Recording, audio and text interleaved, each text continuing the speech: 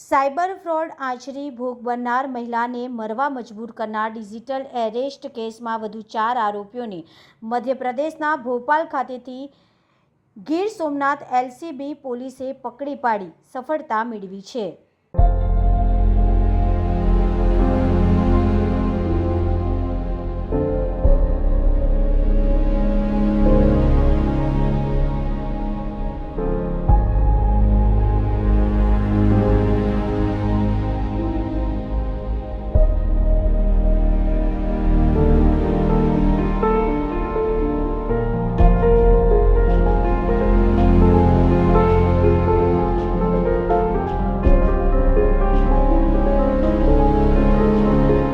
નમસ્કાર મિત્રો, હું ફિરોઝ ઈરાની આજે તમને એક નવી વાત કરવા આવ્યો છું।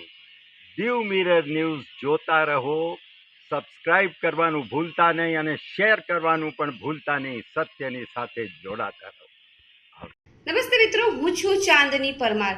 આપની મનપસંદ ચેનલ એટલે કે દીવ મિરર ન્યૂઝ ચેનલને લાઈક કરો, શેર કરો અને ફોલો કરો।